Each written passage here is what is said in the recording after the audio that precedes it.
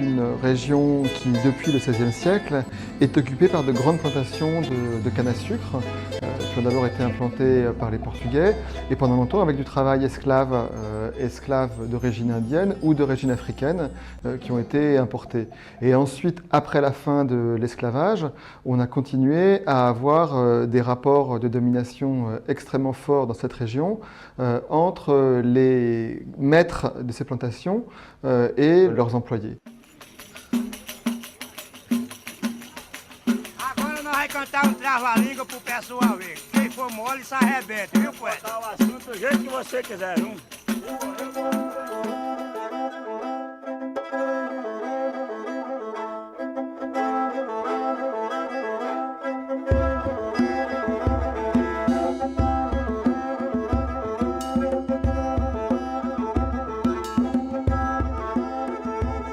Au début des années 80, il y a eu une forte expansion de la production de la canne et du sucre. Donc il y avait du travail pour tout le monde. Mais maintenant, c'est tout ce monde qui s'écroule. Quand nous sommes arrivés à 97, l'agriculture de la canne, l'industrie sucrière traversait une grave crise. Les usines qui étaient en train de faire faillite, il y avait une chute brutale de la production de la canne. Et donc, quand on arrive dans la commune de Rio Formoso, je suis allée avec mes collègues au syndicat des travailleurs ruraux. Je vais voir le président du syndicat, qui était quelqu'un que je connaissais depuis longtemps. Il me raconte que maintenant, ils étaient en train de lutter pour la réforme agraire, que le syndicat avait organisé un campement pour signaler que les gens voulaient l'expropriation des plantations. Ils nous ont emmenés avec eux dans une plantation. L'impression que j'ai eue tout de suite, c'était de me trouver un peu devant une espèce de version moderne des quilombos, qui étaient ces refuges d'esclaves marrons fugitifs. Les gens qui participaient au campement à Rio Formoso étaient des gens qui avaient travaillé dans les grandes plantations et au moment de la crise, plusieurs d'entre eux se trouvaient au chômage. Ce sont des gens dépossédés de tout. Ce ne sont pas des mendiants qui se trouvent dans les rues.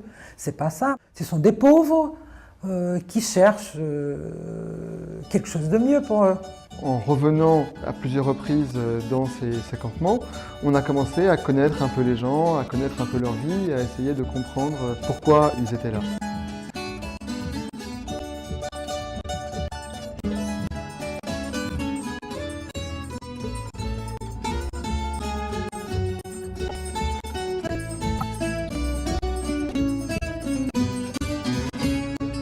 Je pense par exemple à quelqu'un qui était né lui-même dans une plantation, qui avait travaillé sur la plantation et puis qui avait donc décidé de venir tenter sa chance, avait fait une espèce de pari en venant s'installer dans le campement.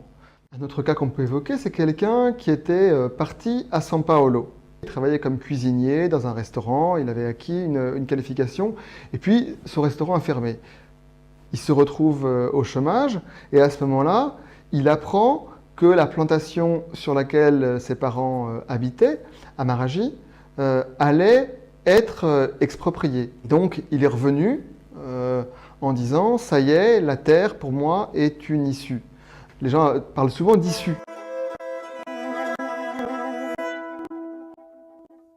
Pour des gens qui se trouvaient à un moment donné sans travail, l'espoir qu'ils pouvaient avoir en venant occuper un campement était justement de devenir possesseurs d'une terre et de devenir leur propre maître.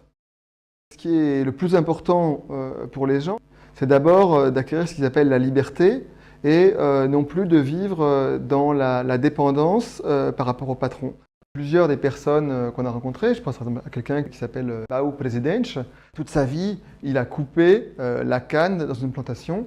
Il faut se lever à l'aurore, venir travailler toute la journée pour un salaire très faible. Maintenant, il dit, ça y est, maintenant je suis chez moi, et on sent toute la fierté qu'il a quand il est sur sa parcelle.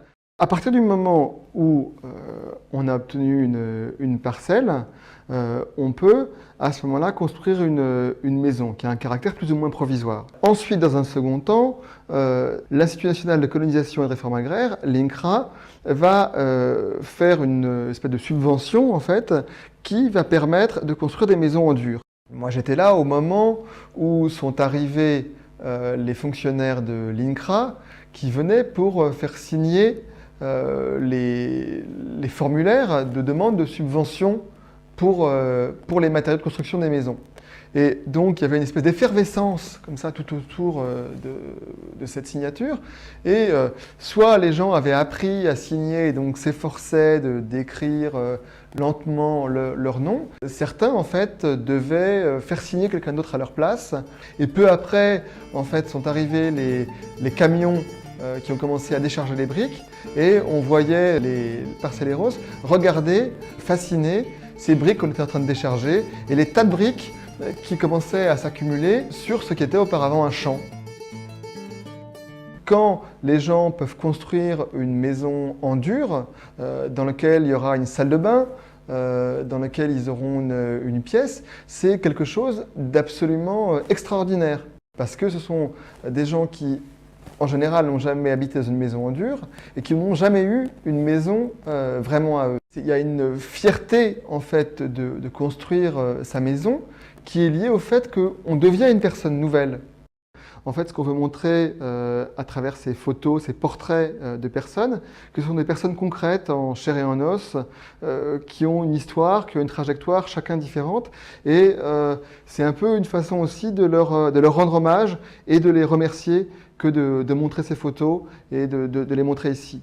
Quelque chose qui est assez intéressant, c'est que plusieurs fois, quand on demandait aux gens, à chaque fois on disait alors est-ce que je pourrais, s'il vous plaît, faire un portrait de vous et donc à ce moment-là, il se redressait, et il prenait la pose. On voit souvent sur les photos à la fois ce sentiment de dignité et cette fierté aussi qu'ils ont d'avoir obtenu une terre et d'être reconnus comme des personnes. Je me souviens de quelqu'un qui disait « Maintenant, nous sommes devenus des personnes ».